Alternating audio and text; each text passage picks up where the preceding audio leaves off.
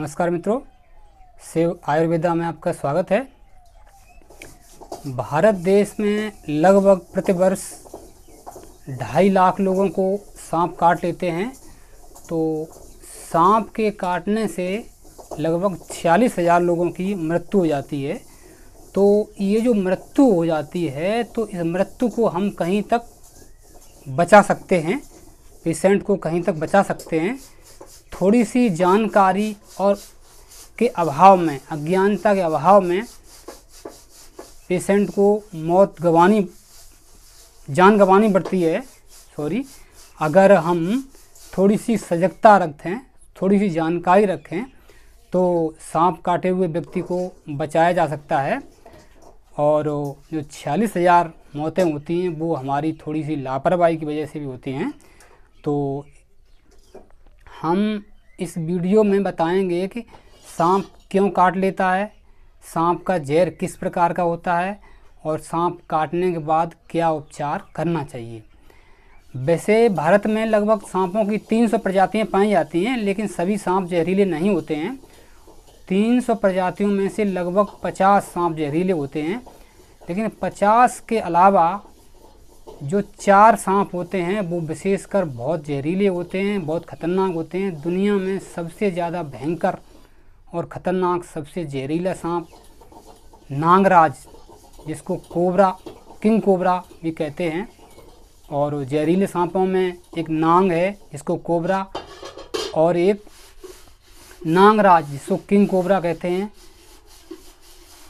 इसके अलावा करैत भी जहरीले सांप है, और इन 2 के अलावा एक रसेल वाइपर और कोरल वाइपर, दोनों ही जहरीले सांप होते हैं।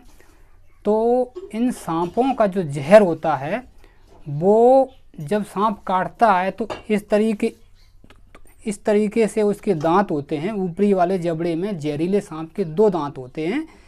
तो वो जब काटता है तो इस तरीके से दांत मांस में गड़ जाते हैं। जो काटते टाइम में सांप हल्का लपेटा लेता है इस तरीके से, तो यहाँ पर जो जहर की ग्रंथि होती है, उस ग्रंथि में लगभग आधा मिलीग्राम तक जहर भरा होता है। वो आधा मिलीग्राम तक जहर बॉडी में प्रवेश कर जाता है। जो जहरीले सांप होते हैं, उन्हीं के अंदर 2 नुकीले दांत होते हैं, जो अंदर से खोखले होते हैं सिरिंज की तरीके से। तो उनमें से जहर बॉडी में उलट जाता है, चला जाता है। और जहरीला सांप जब काटता है तो इस तरीके से 2 निशान बनते हैं। ये 2 निशान हैं जहर के। अगर इसके अलावा 4 या 5 छोटे छोटे निशान अगर हों, तो आप ये समझें कि जहरीले सांप ने नहीं काटा है। और जो सांप का जहर होता है, वो सांप का जहर भी अलग अलग होता है, और अलग अलग जहर के हिसाब से ही अलग अलग उपचार होता है। लेकिन सांप काटता कब है? सांप को सुनाई कम देता है और दिखाई ज़्यादा देता है। जब कोई चीज़ हिलती डुलती नज़र आती है उसको, तो वो खतरा समझ के उस पर अटैक करता है। या सांप पर जब किसी का पैर पड़ जाता है, गांवों में, ग्रामीण क्षेत्रों में अक्सर सांप काटने की घटनाएं ज़्यादा होती हैं। तो जहाँ पर लकड़ी या कंडे उपले रखे रहते हैं, महिलाएं अंधेरे में जब उनको लेने जाती हैं, तो अक्सर वो सर्पदंश का शिकार हो जाती हैं। इसी प्रकार खेत खलिहानों में किसान मजदूर काम करते हैं, तो भी चारा काटते वक्त या किसी टाइम वो देख नहीं पाते हैं, तो सर्पदंश के शिकार हो जाते हैं। या सीधा सांप अपने रास्ते से जा रहा हो और उसको अगर रास्ता क्रॉस कर जाओ, तो भी सांप गुस्से में आकर काट लेता है। मणियार सांप जो होता है, वो सबसे ज़्यादा गुस्सैल और सबसे ज़्यादा भयंकर होता है। तो सांप के जो जहर होते हैं, तो वो जहर 2 प्रकार के होते हैं। ब्रेन टॉक्सिन नंबर 1, जो नाग या नागराज या काला नाग जिसे कहते हैं, और करैत, दोनों प्रकार के सांपों में ब्रेन टॉक्सिन्स पाए जाते हैं। तो ब्रेन टॉक्सिन जो होता है, उसका असर जैसे ही बॉडी में काटता है सांप, तो वो रुधिर, रक्त से कम लसिका द्रव से ज़्यादा जहर जाता है बॉडी में। तो वो जहर का असर जो ब्रेन टॉक्सिन होता है करैत और कोबरा या नागराज में, वो उसका श्वसन तंत्र और हार्ट पे जल्दी होता है और इस प्रकार से हार्ट काम करना बंद कर देता है और व्यक्ति की मृत्यु हो जाती है। और इसके अलावा रसेल वाइपर और कोरल वाइपर में जो होता है वो ब्लड टॉक्सिन्स होता है। तो ब्लड टॉक्सिन जो होता है, जैसे ही रसेल वाइपर या कोरल वाइपर व्यक्ति को काटता है तो जो जहर होता है बॉडी के अंदर जाता है, तो जैसे ही उससे ब्लड जमने लगता है, ब्लड जमने लगता है, जमने का मतलब जो ब्लड संचार होता है, ब्लड बहता रहता है बॉडी में, वो रुक जाता है, वहीं का वहीं रुक जाता है। तो रुकने से क्या होता है, ब्लड शरीर के पर्याप्त अंगों तक नहीं पहुंच पाता है और ऑक्सीजन जो ब्लड के साथ फ्लो होती रहती है वो हार्ट को नहीं मिल पाती है, ब्लड भी नहीं मिल पाता है। तो ब्लड मसूड़ों से और किडनी से बाहर निकलने लगता है, मुंह से बाहर निकलने लगता है, नाक से निकलने लगता है।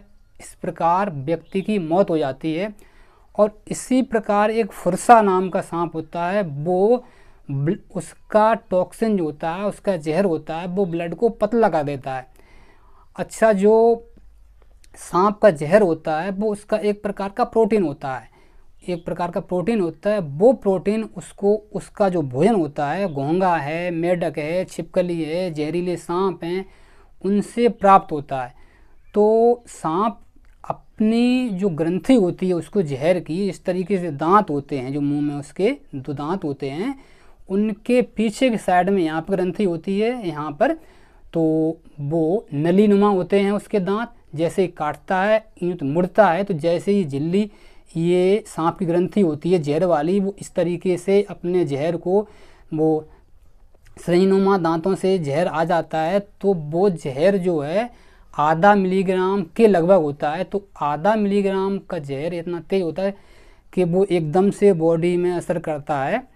रसेल वाइपर सांप जो होता है वो उसका जहर इतना खतरनाक होता है और वो ब्लड को जमा देता है, तो वो 5 मिनट में ही व्यक्ति को मौत की नींद सुला सकता है। अच्छा, जहरीले सांप ने काटा है कि नहीं काटा है, उसकी पहचान हम कैसे करेंगे? अगर सांप जहरीला काट लेता है तो ये निशान इस तरीके के पड़ जाते हैं, आप देख रहे होंगे, ये गहरे 2 निशान होते हैं। यहाँ पे नीला या काला थोड़ा पड़ भी जाता है, सूजन आ जाती है और सांप काटे हुए, जहरीले काटे हुए व्यक्ति को नाक से गर्म हवा निकलने लगती है, उसको नींद आने लगती है, बहुत ज़्यादा प्यास लगती है। अब बात आती है कि जो सांप ने काट ही लिया है तो हम अस्पताल या डॉक्टर के पास पहुंचने से पहले क्या उपचार कर सकते हैं जिससे व्यक्ति की जान बचाई जा सके। तो चलिए हम बताते हैं।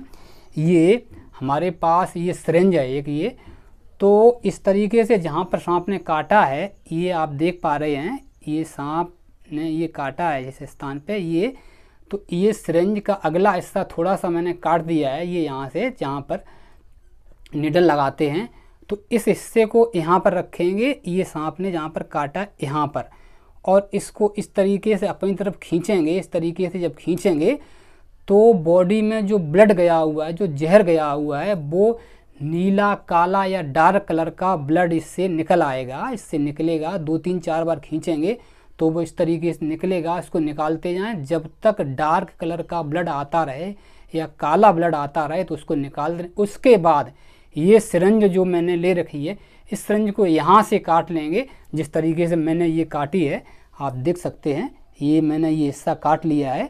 तो अब ये हिस्सा यहाँ पर लगा कर, ये हिस्सा काटे हुए स्थान पर लगा के इससे ब्लड को खींचेंगे। तो इस तरीके से जब खींचेंगे तो पहले की अपेक्षा ज़्यादा ब्लड, ये वैक्यूम क्रिएट होगा इसमें, देखना, ये आप देख सकते हो, ये आप इस तरीके से लगा के जब इसको खींचते हैं तो ये चिपक जाती है सिरंज यहाँ से। तो जब वैक्यूम क्रिएट होता है तो अंदर जो है, अंदर का ब्लड खिंचा चला आता है जिसमें जहर होता है। तो इस प्रकार से हम उस जहर को बाहर निकाल सकते हैं। और जब बाहर जहर निकलेगा, जैसे ही व्यक्ति को चेतना आने लगेगी, थोड़ा असर जो कम होगा जहर का, तो ये लगने लगेगा कि इसको आराम मिलने लगा है। ये काम करते करते मतलब तब तक व्यवस्था ऐसी कर लेनी चाहिए कि चिकित्सीय सुविधा के लिए कोई एम्बुलेंस वगैरह जो भी सुविधा अवेलेबल हो, गाड़ी वगैरह व्यवस्था करके और उसको डॉक्टर के पास तक पहुंचाना चाहिए।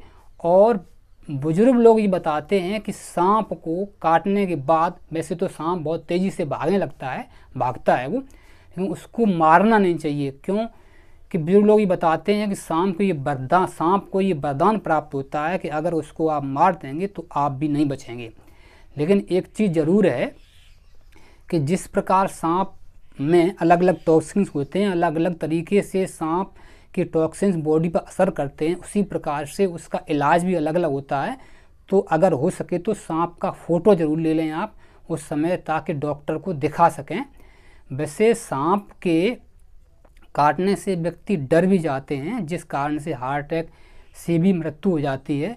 तो इस प्रकार मेरे द्वारा बताई गई जानकारी अगर आप अधिक से अधिक शेयर करेंगे तो कुछ लोगों की जान बचाई जा सकती है, और तुरंत जो प्राथमिक उपचार मैंने बताया है वह करना चाहिए और किया जा सकता है।